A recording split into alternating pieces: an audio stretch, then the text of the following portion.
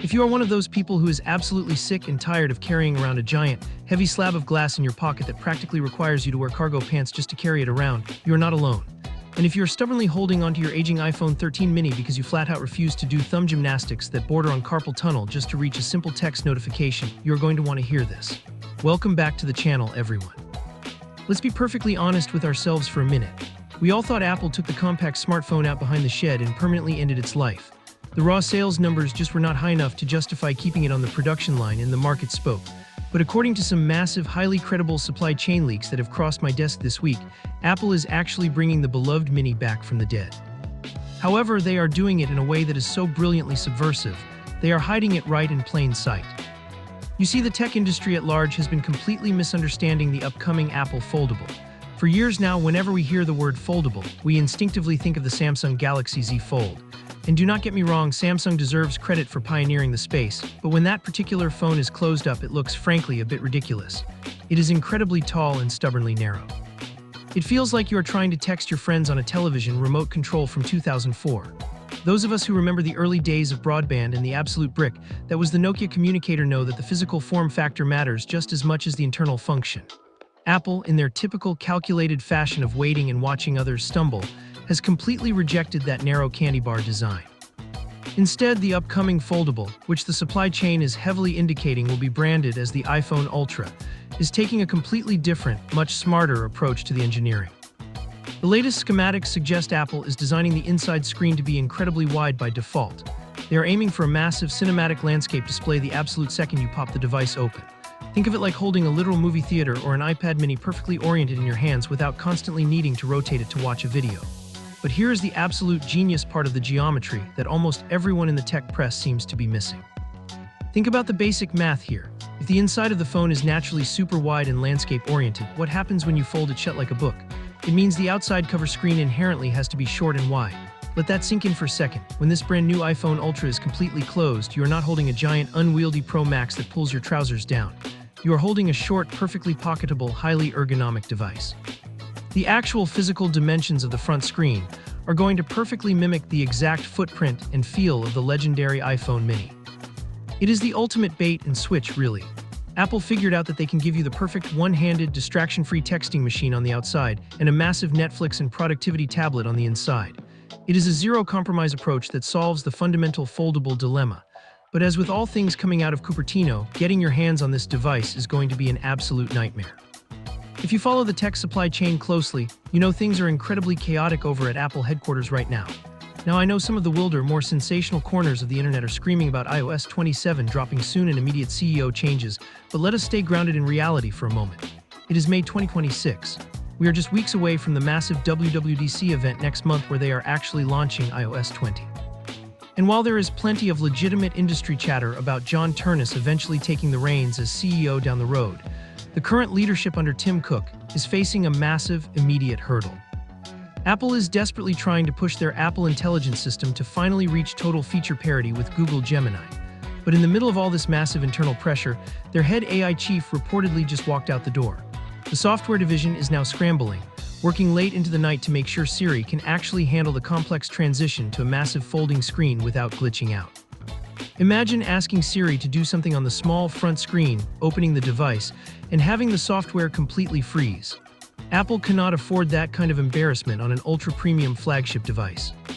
Then, of course, the hardware side has its own massive hurdles to overcome. Historically, the absolute worst thing about the old iPhone minis was the frankly terrible battery life. You just could not physically fit a large enough battery cell into a tiny chassis. It was simple physics. And folding phones usually suffer from the exact same problem because the two halves have to be incredibly thin to avoid feeling like a literal brick when closed. It reminds me of the time we transitioned to 4G LTE and our phones would practically die by lunchtime. But Apple has a secret weapon up its sleeve for the Ultra. The leaks are detailing a brand new cutting-edge silicon carbon-based battery technology. This is not just marketing fluff, this is a genuine leap in battery chemistry. This new tech allows the cells to be ridiculously dense. That means they can pack a massive amount of power into a paper-thin space. When the Ultra is closed in its mini form, thanks to the efficiency of the new silicon and the sheer density of these cells, it will easily outlast any small phone Apple has ever produced. There is also the matter of the camera specs. The real hurdle with small phones has always been the optics. You cannot traditionally fit a massive periscope zoom lens into a tiny frame. But with the foldable Ultra, because the device is technically thicker when folded, Apple's engineers have figured out how to stagger the camera array. According to reliable sources, we're looking at a flush, horizontally aligned camera module that finally eliminates that obnoxious table wobble we have dealt with for the last 5 years. They are also utilizing the same grade 5 titanium frame we saw introduced recently, which is absolutely crucial here. If you're going to carry a foldable, it needs to be light. You do not want it feeling like a gold bar weighing down your suit jacket. But as always, here comes the classic Apple trap. If you were planning to just be financially conservative this year and buy the standard base model iPhone 18 this fall, you might be entirely out of luck. Supply chain reports from Asia are screaming that Apple is intentionally limiting or even completely delaying the production of the base models this year. Now, why on earth would they do that? Pure psychology and yield management. They are playing a massive game of upsell. They know the compact phone crowd has been incredibly desperate for an upgrade. So they are artificially squeezing the market to force everyone up the pricing ladder toward the super expensive Ultra. And frankly, let us talk about that pricing for a moment. Remember back in 2017 when the iPhone X launched at $1,000 and the entire tech world collectively lost its mind? Well, adjust your expectations because the Ultra is going to make that look like pocket change. We are firmly in the era of the true luxury smartphone. If you have the disposable income and you value premium engineering, the rumored starting price tag might not make you flinch. But even if you have the cash ready to burn, finding one of these in stock might be an exercise in futility. The demand for Apple's next-generation processors is absolutely through the roof right now. Producing these ultra-efficient chips is becoming a massive bottleneck in the global supply chain. Because of this, we could legitimately see wait times pushed out for months. You might log on and pre-order on day one and not get a tracking number until Christmas. It is going to be a bloodbath for early adopters. What we are looking at here is not just another boring camera bump update year. We have had enough of those iterative updates to last a lifetime. This is Apple completely redefining what a smartphone actually is, and more importantly, how we interact with it on a daily basis. If the iPhone Ultra succeeds, it basically kills the iPad mini forever. Think about it realistically. Why would you spend extra money to buy and carry around a small secondary tablet when your primary phone literally turns into one the second you need it to? It streamlines your digital life beautifully. But on the flip side, if this fails, if that highly touted silicon carbon battery drains too fast under the load of the massive internal screen, or if the screen crease is ugly and noticeable, it will go down as the most expensive misstep in Apple's history. They are betting the entire farm on this form factor. So I am passing the mic over to you guys. What do you think about this surprisingly brilliant secret mini strategy?